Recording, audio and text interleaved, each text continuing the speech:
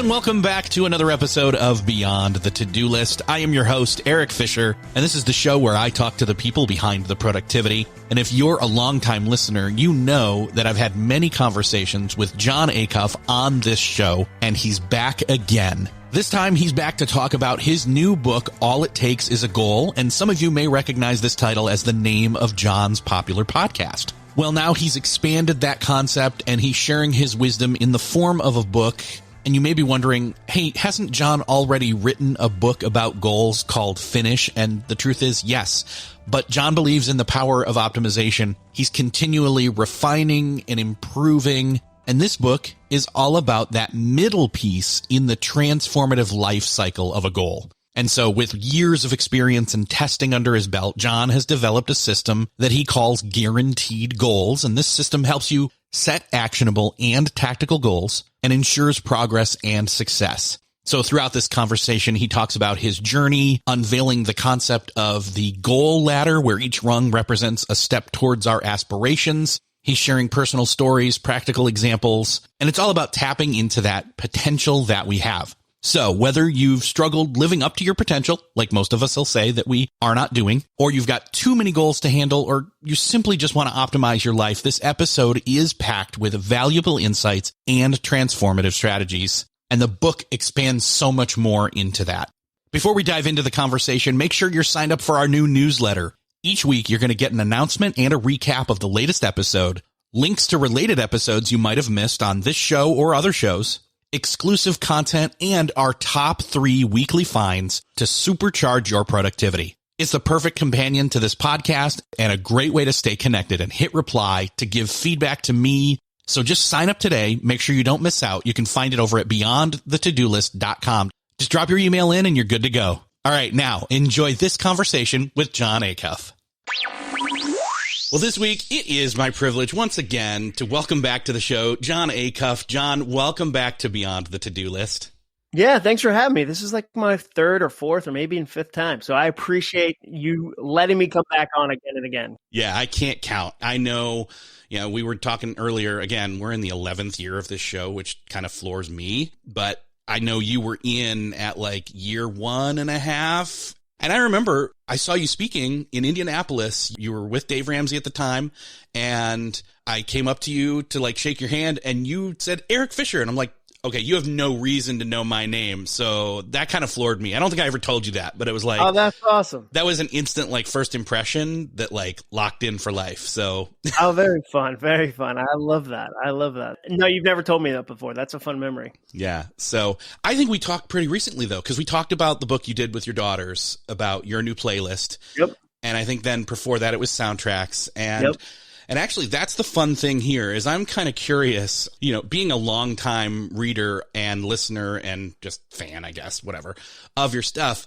You have a new book out. It's called All It Takes Is a Goal, the 3-step plan to ditch regret and tap into your massive potential. And thing is some people, one, they're going to recognize All That It Takes Is a Goal is the name of your podcast. And then 2, some people are going to say, oh, goals. Wait, didn't Jon already write a book about goals? And I would say, yes and no. This is different and the same. So I guess that's my starting real question here is you wrote a book called Finish, which we talked about, and that was all about goals, setting them and achieving them. Why do we need another book on goals, let alone another book on goals from Jon Acuff? That's a great question. I always say I needed it first. So any book I do is based from me experiencing something and saying, wow, I want to change this. I want to grow this. I want to try this. I want to test this.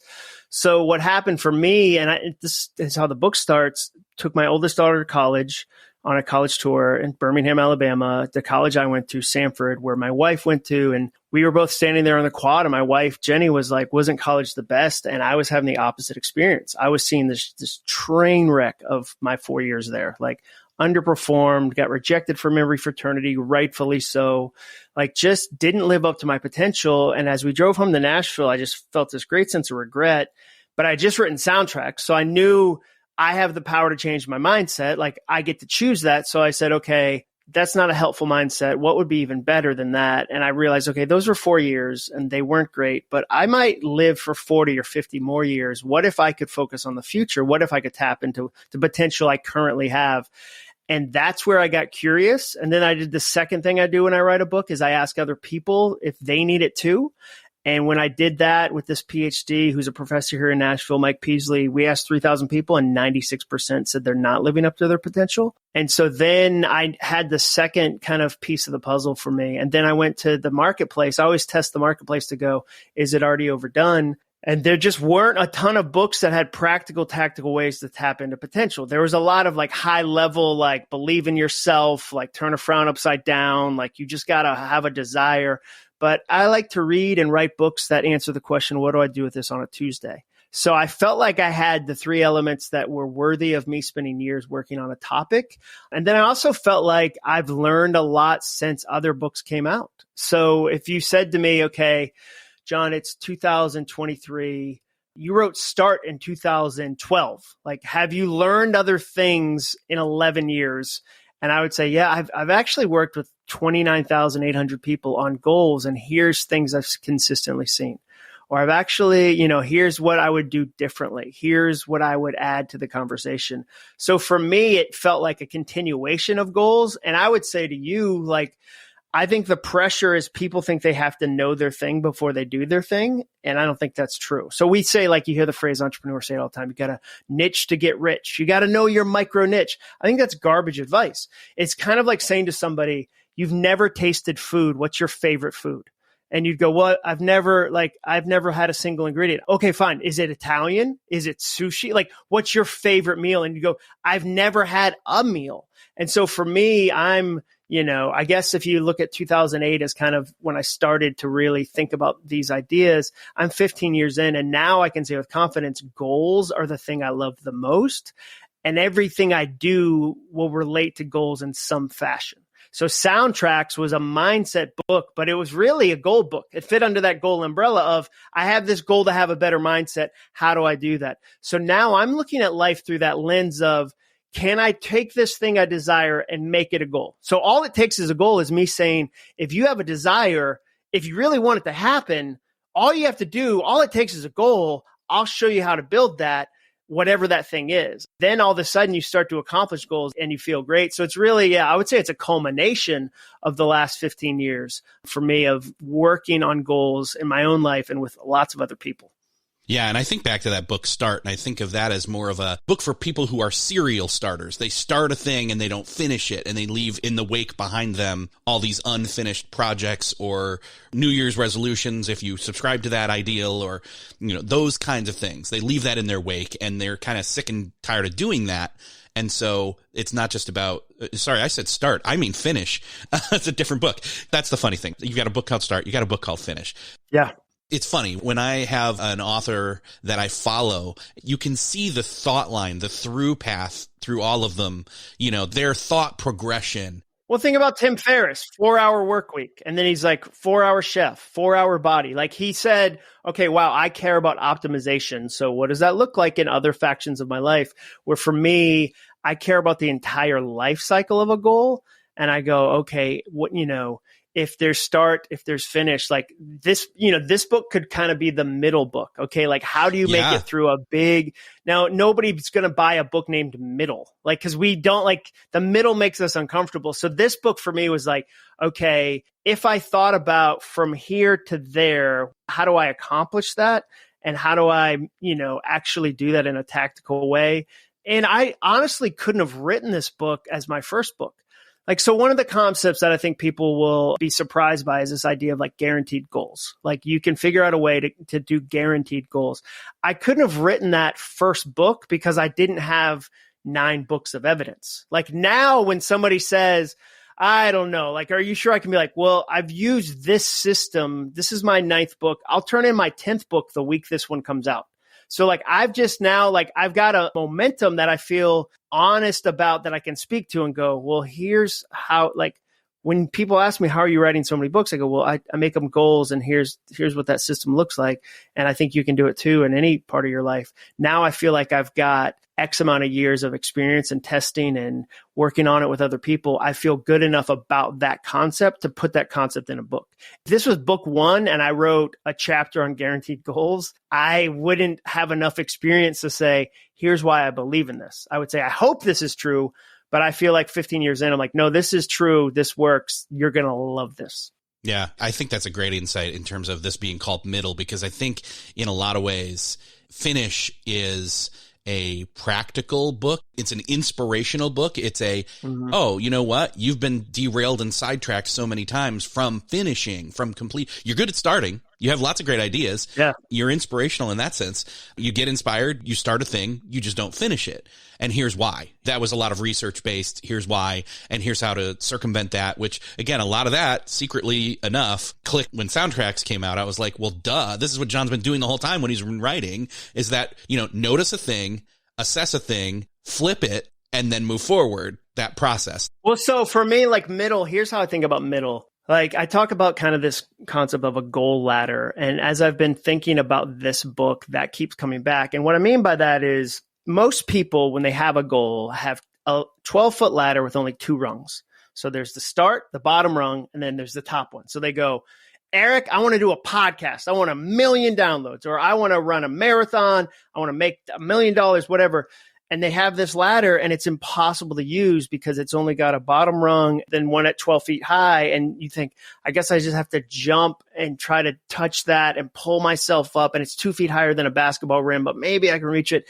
And this book for me is, what if we added rungs 6 inches apart the entire ladder? Like, could you climb that ladder then? Like, could you get to the top of that with some easy goals at the bottom, some middle goals, and then some guaranteed goals at the top? I think that'd be a really fun, really doable ladder. Let me help you translate, you know, the space between the very top and the very bottom. That's what's been fun for me is, so, and I'll give you an example of that. Like I had a goal to be, I wanted to be a better friend. I realized I tend to isolate sometimes and I hide out. Like when I travel, I do that where like I'm now, one of my goals is when I go to a city, I'm trying to find somebody to have dinner with, like somebody I know. I'm not doing like, I'm too much of an introvert to do the like, meet me at a coffee shop and just have like 20 random people. But like I have friends in cities and instead of hiding in my hotel room, I want to go interact with them. So I made a goal to be a better friend, but that's too vague. It's too fuzzy. That's a good, like very top goal, but I needed some rungs. And one of the rungs became, I encourage one person every day for 30 days in a row. So I did it as a goal. And every day I made a list of the people beforehand because I didn't want to get on day 4 and go, okay, like I wanted to plan it like a goal. And nobody ever responded and said, I wish you hadn't said this today. I wish you hadn't encouraged me. This is the worst day to get this. 90% of them said the opposite. They said, you have no idea how much I needed this today. Like, and now I'm like, what if I do that with my kids? What if I just try that for 30 days? Like this morning, my youngest daughter got up and I said, you know, you did this really brave thing the other day that I noticed. Like that was so, like, I couldn't have done that in high school. That was so brave. So now I'm going to try it with my kid doing it 30 days in a row. Like, so that's what I mean by, I had this big goal, be a better friend, be connected to people. But in order to me to execute on it in a tactical, actionable way, I had to turn it into a goal.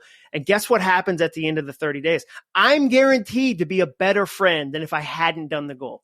If I encourage 30 people, heck, if I do it for a quarter and I encourage 90 people, I am guaranteed to be closer in relationship at the end of that. So that to me is a guaranteed goal that gets me really fired up versus going, I feel lonely. I'm stuck. I don't know what to do. Well, you're addressing here one of the biggest things when it comes to goals that people have problems with. And this is common knowledge to a certain extent. It's like we have these things that we want and then we don't make goals to begin with. But then again, when we make a goal, we make it so vague. And again, we cut out all those middle rungs. That's why this book is, I see this book as kind of like honestly, one of your more practical books. Not that they haven't been in the past, but this one's uber practical, I guess, to an even greater extent, because it's like the manual for getting through the messy middle when it comes to goals. That was, you know, for me, I tried to balance the inspiration and instruction. It's always a balance of those two things. The fun part for me about this, and you and I have talked about this before because we've had a long relationship, is that my books changed when I started to test the ideas before I put them in books. The last place the idea goes is a book. The book was going to live for a while. So what happens is I have this idea, I come up with some tools, I test them in my own life. If I feel like they're valuable, I then test them in an online community. And so what makes me excited about this book and the books I write is that there are 40 real stories from 40 real people that say, here's how I did this. This is what it did for me. And so I'm not guessing and hoping the ideas work. I'm saying, okay, I've tested them with real people just like you who poked holes in them and said, that would never work in my life. And you can tell when a book hasn't had the benefit of that. Like I always say, like you can tell when something is technically true, but not practically true. Like I don't like a book that I talked to a guy just the other day. It was like, man, I read this thing and it said I should start every morning with 2 hours of reading and meditating. But like I've got a 2-year-old and a 5-year-old, like I can't. And so the person that wrote something technically true. If you start your day with 2 hours of reading every day, you're going to be smarter. That's technically true. That's not practically true for 99% of the world. And so what I like is that I have these ideas and then I test them with real people so that by the time the book comes out and people go, hey, I tried that and it worked, I'm confident it's going to work because other single moms, other retirees, other college students already kicked that idea around for months and months and months. And then it's in the book. So I go, yeah. That one works because like we tested it. It's not a guess. I have a lot of fun when I'm able to do that. And it takes longer.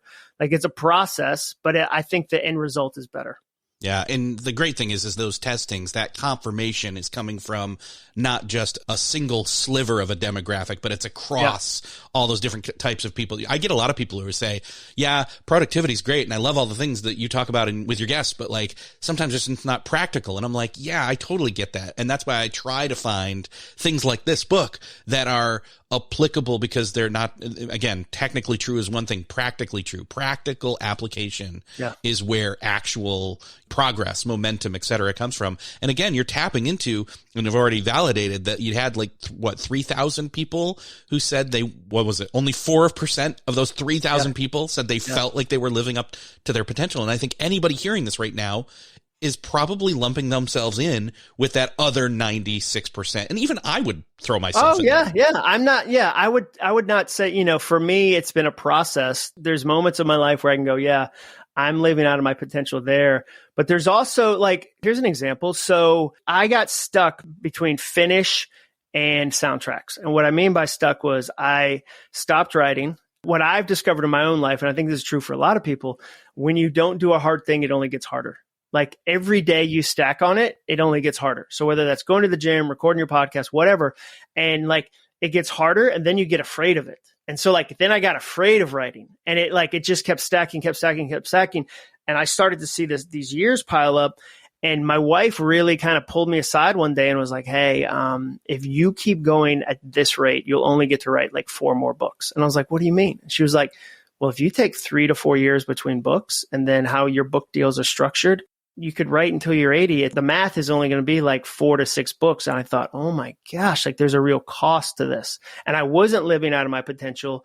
So then I really started to turn writing into a goal. And that's where, again, it went soundtracks, your new playlist, all it takes is a goal. I'll have another book come out next year. That's a teen version of all it takes is a goal. So we'll have 4 years in a row of 4 books versus 1 book every 4 years. So that's where I'm like, dude, if you can do a little of the stuff in this book, like you get to do so many fun things and you're capable of that. I didn't know when I was stuck for 4 years in that kind of funk, I didn't know I was capable of a book a year. I had no idea about that. And I had to grow into that. But I think that everybody listening to this is capable of more than they think. And I'm not saying let's beat ourselves up about that. I'm saying let's try that. The metaphor in the book that I really liked was that 50% of people said that 50% of themselves is untapped, which is like only opening half your Christmas presents every year. Like imagine, like when you think about potential, I want you to imagine walking downstairs on Christmas morning and there's a huge pile and you only open half of them and you've got friends, you've got family members, maybe coworkers even are like, hey, those, like we see those other gifts in you, like those are yours, and you pull back for a variety of reasons. Imagine how much richer life would be, how much more joy you'd have if you started to open up the rest of the gifts. And that's what I hope this book is a chance for other people to open up all the gifts they have. All right. So I know number 10 is next year, but let's just go with that number 10 for a second. I want to call attention to something that I think maybe people haven't noticed here. When was book number 1? What year was that? Book number 1 would have been 2010. Okay. So we're talking 10 books over the course of 13 years. Yeah. 14 years. 14 years. Yeah. It'll be 14 years. Yeah. So 0 books the first 34 years of my life. I'm trying to call attention to these different shifts here. So 0 books for the first 34 years and then 14 additional years where you did 10. And even in the midst of that, after you'd done, if I'm counting correctly, 6 of them. Yeah, 5 or 6 of them. Where you got stuck somewhere in there. Yeah. And then you know, your wife had the intervention like you described. Then you move forward. Like even you, who had, you know, done the first 34 years and, you know, late bloomer, et cetera, like you just self-describe, then you get started and you make progress. And most people, they'd be glad to have had the 5 or 6. Yeah, totally. And then at that point, even though you had the 5 or 6, you had that moment of getting stuck and then overcame that and then came through with now 1 a year, which is, you know, for most people, they're like, that's unprecedented. I can't do that. But it's like, again, you look at it macro, not micro in the moment, but macro over the course of time. And it's like, dude, 10 books in 14 years is amazing. Well, and the thing for me, like once I kind of realized my wife was right, and it, like I never want to, sometimes what happens in speeches or in podcasts is you speed up the progress and it's really short time frame. So like, it wasn't that in the moment she said that to me, I said, you're so wise. I'm so glad we married each other. You're my love language. Like I was frustrated. I was like, no, that's not true. Like I pushed back on it. But when I had enough time, enough wisdom to kind of sit with it, I had to write myself out of that funk. I wrote a 50,000 word book that'll never see the light of day. And it was just like funny essays, funny insights. I would go to a coffee shop for 3 hours. Like I had to write myself out of that funk. Like it took a bunch of work. So it wasn't like I just flipped the switch then. It was still like, it's going to take work. What does this look like? But I, you know, for me, given enough time, there's very few things you can accomplish. If somebody had told me at the beginning of the journey, this will take 14 years, 10 years, I would have been so discouraged. I would have been so demoralized. Like, but I didn't look at it that far out. I was like, okay, what can I do today? What can I do this week? What can I maybe even do this month? And I just kept chipping away at them. I just kept climbing that ladder. And so what happens is you look up when you're in the middle of the ladder and you can actually start to see the thing and you're like, oh, I can do this. Like if somebody told you 11 years ago, you're going to have to do this podcast for 11 years, that wouldn't have been an encouraging statement. Like that would have felt overwhelming. And so I think when we are able to kind of do the ladder bit by bit, stuff starts to happen and you go, oh man, I didn't, you know, like there's events I get to speak at that I'm so glad took 10 years to happen because I wouldn't have been ready. I thought I was ready 10 years ago. I had this ego and like, I can do it. And now when I finally get some of these opportunities, I'm like, oh, I'm so glad it took so long because I wouldn't have made the most of this, you know, but I've just kept climbing that ladder. And I'm trying to get people to get on their ladder because I think it's really fun. Well, let's talk about that ladder. Let's talk about this process a bit. In the book, you've got it broken up into 4 sections: the list, the zones, the fuel, the promise. Obviously, we're not going to cover everything that's in all of those, but maybe give a little bit of an overview of what those sections are. Yeah. So the list is really about figuring out kind of what you care about the most. My favorite part of the book is this exercise called the best moments list, where you figure out the things you care about the most. And it's this counterintuitive way to kind of come up with a life plan. And what happens when you do it, you automatically go, I want more of that. It transitions from here's what you've done in the past to here's what you want to do in the future. And it's this really fun life tool. So then the zones is really answering the question. I kept coming back to this idea that just because you're a high performer doesn't mean you're a high achiever. Like I kept seeing that in my own life and other lives where we've all known people who are capable of sporadic performance, but never turn it into long-term sustainable change. And I kept researching that. And what I found is that high performers tend to bounce between 3 different zones. So the comfort zone on one end of the line, the other end of the line, though, the thing we never talk about is the chaos zone. And in the middle is the potential zone. So the comfort zone, we all know that one. You get stuck. It's easy. You're in a rut. We talk about that one constantly, especially online. But the opposite of that, which is where I think more high performers struggle than anywhere else. And by the way, anybody listening to this is a high performer. We often think there are other special people. Like low performers don't listen to podcasts like this. Like they don't even know this category exists. So just by the nature of you listening, like congratulations, you're a high performer. But it doesn't mean you'll be a high achiever because sometimes what happens is we get in the chaos zone, which is where we try to do everything all at once. So we feel stuck and we get inspired around New Year's resolutions, or we listen to a podcast, or we go to an event and we go, I'm going to do it all. I'm going to get in shape. I'm going to start a podcast. I'm going to spend more time with my kids. I'm going to pay off credit card debt. I'm doing it all this weekend, and it's chaos and nothing ever happens. And you just go back to the comfort zone. That's why we have the phrase yo-yo diet in our country, because people yo-yo back and forth. And in the middle is the potential zone, which is kind of like the Goldilocks zone. It's not too much. It's not too little. It's just right. And so then from the zones, I go into how do you navigate those? Okay, so like it's one thing to say the comfort zone is a challenge. So you navigate that with easy goals. You get yourself out of the comfort zone with easy goals. You avoid the chaos zone with middle goals. The chaos zone is all, you got to do it right now. Like, it's funny to me. I was talking to somebody about weight loss the other day. It's funny to me, in certain goals, we know they take time, and in other goals, we demand they're fast. So weight loss, we want fast. Like health, we want fast. But nobody goes, I'm going to learn Italian this weekend. Like this weekend, I'm going to figure out Italian. Like they don't say that even like this week. They don't say that this month. Like they don't even say that in 6 months. We're like, I'll be fluent in Italian probably by the fall. Like they know that's going to take time. And that's true of every goal. So a middle goal says, whoa. We're not going to learn all of Italian this week. Like we're going to have some middle goals that have some progress. And then you stay in the potential zone with guaranteed goals. So one of mine that I talk about in the book is I'm going to sell 1 million copies of my books.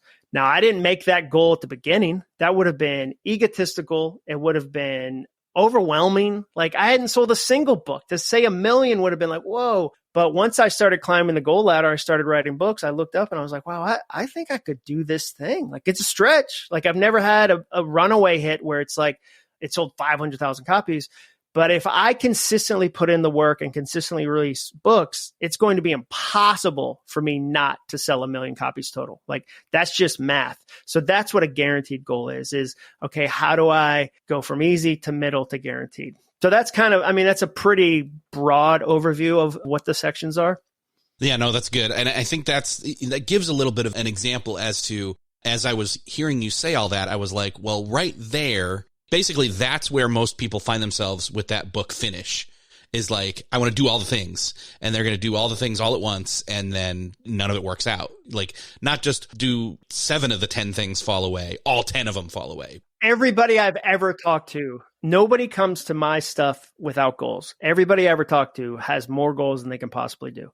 So it's not like their problem isn't I don't have a single goal. It's that I have 100 goals. Which one should I do? How should I do them? And sometimes people say to me, okay, how many goals should I do at one time? And people want a specific answer. And I like life to have specific answers, but I can't say 4.8 or 6.7. But what I do say is as many as you can. Like do as many as you can successfully. Like as long as they're not competing. So if somebody said to me, I want to spend more time with my kids and I want to travel more for work this year. Like those are competing goals. Like if you say I want to be gone for 250 days a year and I also want to have a closer relationship with my husband, wife, kids, like those are competing. But what I mean is like, okay, have a goal for, like we talk about 5 games in the book, like have a career goal, have a financial goal, have a relationship goal, have a health goal, have a fun goal, like have goals for sections of your life that aren't in competition, but that move you forward in different ways. And then the fuel section was really about, okay, how do I keep going? How do I make it sustainable? So if I'm going to do these things, I need to have fuel for the journey. If I'm going to have big goals that, a guaranteed goal we talk about takes like up to a year sometimes, maybe longer. How am I going to sustain that? And so we talk about there's 4 different types of fuel that will help you. And then there's also negative fuels. Like I, for a long time, used anger and stress and fear and chaos as a fuel. And it helped me accomplish some stuff, but man, it was burning me out. And we've all been around leaders that use those fuels. And it ends up being really harmful and you don't get to enjoy it. I mean, that's how you end up at like 75 and you can't retire because like you've got such a stranglehold on the power thing. And your fuel has always been like, I got to prove people wrong. And like some of the people are dead. Like you're trying to be like, I got to prove to my dad that I'm great at whatever. Your dad isn't even alive anymore. And you're like, oh no, you need some fuels that are going to sustain you. That's the fuel section. Yeah. In a recent newsletter You were talking about 4 soft skills that make hard goals easier. And you mentioned, let's see, resilience, self-awareness, flexibility, and patience. I'm curious, those all feel kind of like a working out of that fuel section in a way, not exclusively, but in a way. Yeah. How do those work out? I mean, in other words, again, resilience, self-awareness, flexibility, and patience, those are all things that you basically have to have in order to make it through this middle section. Yeah. So for me, like patience, say patience. I'll practice patience. So an example of that would be like there's an author, Gay Hendricks. He wrote this book, The Big Leap. And like one of the things he talks about is having 2 folders, things I control and things I don't control. And he's like, have physical folders, do that, or have them mentally. So like when something happens outside of your control, be like, I'm going to file that one away. Like, I'm not going to spend a lot of time or a lot of anger on that. Want to try to force it. Like, I have to have patience in this situation because I don't control it. For me, like when it comes to resilience, I define resilience as the ability to try again, to the ability to try again when it didn't go the way you hoped it would go. And so I'm learning to be way more open-handed with results because the results often don't go how I want them to go. And also, you know, for me, patience, like being patient with yourself. I was just yesterday, I wrote down like, how fast can I forgive myself? Like I made a mistake. I made a mistake. I apologize for it. The person was like, no problem. Like they forgave me, but how fast can I forgive myself? Like, can I have patience with myself? Like, and then I wrote down like, how silly is it to hold a grudge against yourself? Like we hold grudges against ourselves. Like that doesn't make sense, you know? And so then I was like, okay, I'll turn that into a goal. Again, like all these things, when I find something that I go, I think that could be better. I have a desire there. I want to tweak that. I want to open that gift. Okay. For me to say patience, how can I practice that? So this is the dumbest one. I'll give you the silliest one that happened this morning. Like this is fresh. So I have a pull-up bar in my backyard attached to a tree. Like we don't have a house where there's a room you can work out in. Like, so the pull-up bar is against a tree. It's very Rocky IV. Like I feel like I'm going to fight Drago. But so dude, you live like, you understand like hot places. Like it's hot and humid here in Nashville. Like, and the mosquitoes are out of control. Like they're these tiger mosquitoes that I don't know what kind they are, but they're the worst. So I keep getting bit out on that tree. And I'm a naturally negative person, so I have to practice positivity. Like by nature, I'm pessimistic, cynical, jaded, whatever, but I like the results of positivity more than negativity, so I practice it. So this morning, I was getting lit up by these mosquitoes doing pull-ups. And I was like, okay, well, how do I practice positivity in this stupid moment? And I was like, you know what? These mosquitoes are actually helping me go faster. Like I'm taking less breaks. I'm working through the set list faster. I'm not like screwing around. Like I'm going faster. I was like, okay, the mosquitoes are encouraging me to go faster in my workout and actually get it done. I was like, cool. Thanks for the help, mosquitoes. Like, and I laughed about that and that was silly. And so, but it was another small way to practice positivity, where if somebody says to you, be positive, I don't even know what to do with that. Like turn a frown upside down. Like, but if somebody says like, hey, when you have a moment that's annoying, see if you can find a way that it's actually for you. So all of a sudden I'm like, oh man, these mosquitoes are just like, you got this. We're going to bite you a bunch unless you speed up. And I was like, I got to finish this. That's how silly I get with this stuff. But man, it's way more enjoyable to live life that way. Yeah, the cloud of micro fitness coaches right there. Like, exactly. They're like, you can do it. My little David Goggins and Jocko Willnick's out there. Just go for it, dude. Go for it. Oh, man. Yeah, you were talking a second ago about resilience, and I think that you have this term called the day after perfect. What does that mean? Yeah, so the day after perfect is the day it hasn't worked. So you have this streak. Everybody in a goal has this moment where like it's working and they're doing it and they've got a streak and they're checking all the boxes and they've gone to the gym and they've meal prepped or they've batched their podcast and they're recording a bunch. And then something happens, sometimes inside your control, sometimes outside your control, and it's no longer perfect. And in that moment, you've got the choice to practice resilience. In that moment, like that's when real finishers are made. Because everybody runs into the day after perfect. I've never gone 365 for 365 in a year, like where I've been like, I did the entire year. I've always had hiccups. We talked about the gap between 2 books. Like that was obviously, it would be small to call that a hiccup. That was just a career rut. And so the day after perfect is when you know it hasn't worked and you still try again and you prepare for it. I know, Eric, every goal that I ever do in the middle, I go, this is dumb anyway. This is stupid. This doesn't matter. Like, there's going to be moments like that in every goal. If you don't think there are, you're not ready for them. So when they happen, you think it's you. You go, I'm doing something wrong. I shouldn't feel this way. Like, other people that do goals don't feel this way. And I'm like, nah, at every goal in the middle, I'm like, this is dumb. Why am I doing this? I'm going to be ready for that. Like, I'm not going to be surprised by it a 50th time. It happens every time to me. Like, so I'm going to be ready for that middle. What does that actually look like for me to be prepared for that? And that's like prepared for the day after perfect. Yeah. Man, that's the thing, is like that whole Seinfeld, don't break the chain, got to keep the streak thing. Oh, and, yeah. You know, that's what that kind of, I mean, we've heard that so many times. And, you know, then you think of, a lot of people think of resilience and they equate that with just, you know, words like grit and, you know, grind and beast mode. Yeah, beast mode. And instead of just having grit, like is as a dictionary definition, they think gritting their teeth and just like white knuckling through it. And then when it goes off the rails, it's like what you said earlier. How quickly can I forgive myself? And how silly would it be for me to hold a grudge of, I have a streak of 20 days, to day 21, it didn't happen. So then day 22, I don't ever pick it back up again. That makes no sense.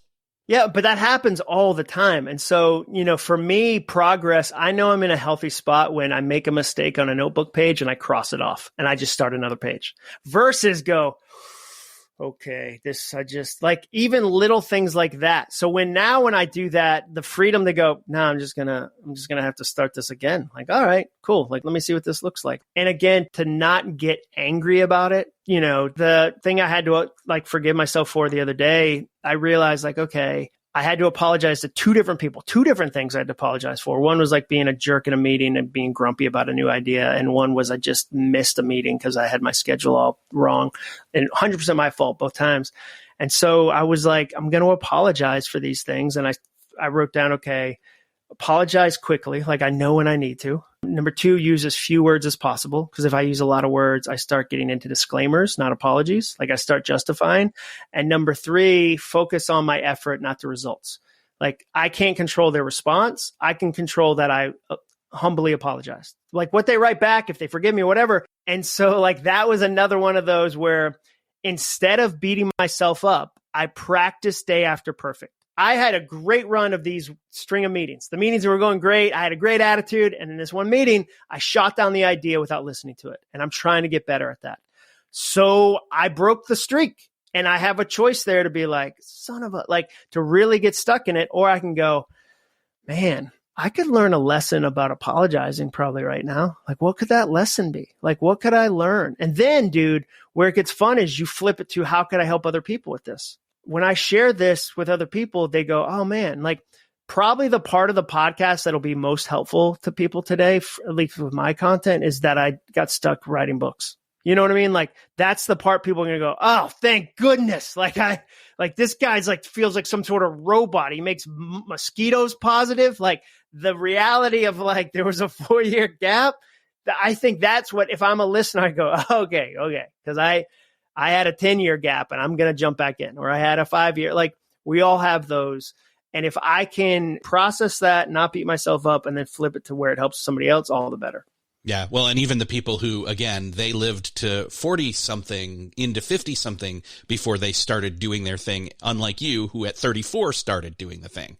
Yeah, but even at 47, I'm like, oh man, there's so much I'm still figuring out. Like there's so many things I'm such a rookie at.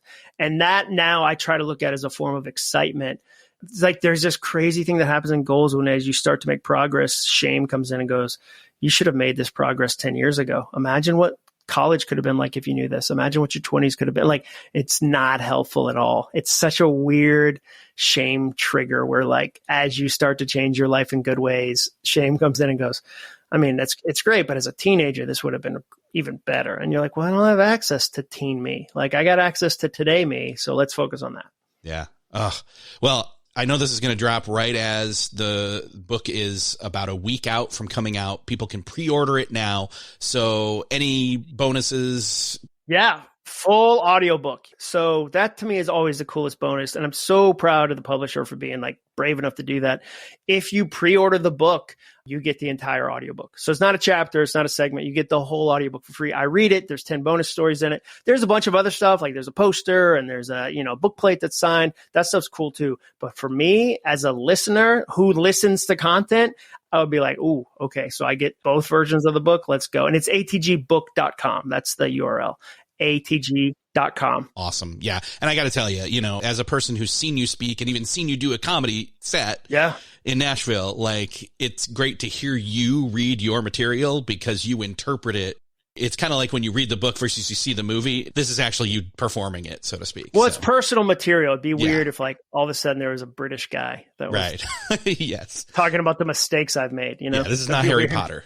So yeah, that'd be weird. I would. Yeah, Jim Dale. Jim Dale reads John Acuff. I couldn't afford Jim Dale. He's a genius. Awesome. Well, John, again, atgbook.com. Yep. Thank you for being back again. We're going to dive in deeper with the next one. So let's go. Awesome. Right. Thanks, Eric. Well, that's another podcast crossed off your listening to-do list. I hope that you enjoyed this conversation with John Acuff. I had a blast talking with him as usual. And I got to say, this is a really great book. I mean, again, I was kind of being facetious when I said, why do we need another book on goals? And why do we need another book on goals from John Acuff, who's already written one? But the truth is, we need it. We did, and we do. And this is a great companion piece to Finish. And in fact, it may be something you'd want to check out before Finish. So if you've never read Finish, this is actually a great place to pick that up. I would also suggest checking out his episodes that I'll link up in the show notes about his previous books, Soundtracks and Finish. Both will come in handy when working with goals. And make sure to sign up for the newsletter. By the way, you can find that at beyondthetodolist.com. That's also where you can find the show notes. And again, each week you will get an email with an announcement and recap of the latest episode, links to connecting episodes to dive deeper, exclusive content, and again, top 3 weekly finds to supercharge your productivity or make you think a little bit more about your productivity. And what's great is once you're signed up, once you get those, you can just hit reply and I will get your email so you can give me feedback, suggestions, etc. Sign up today. Make sure you don't miss out. Again, you can find that at beyondthetodolist.com. Also, if you found this episode helpful in any way, I know you know somebody else who needs to hear it. Would you do me the favor and them the favor of sharing this episode with them? You can do that at the show notes where I was just talking about, or you can hit share from wherever you're listening to this, whatever podcast player you're using. Share it with them. Let them know you were thinking of them. Thank you so much for sharing. Thanks again for listening, and I will see you next episode.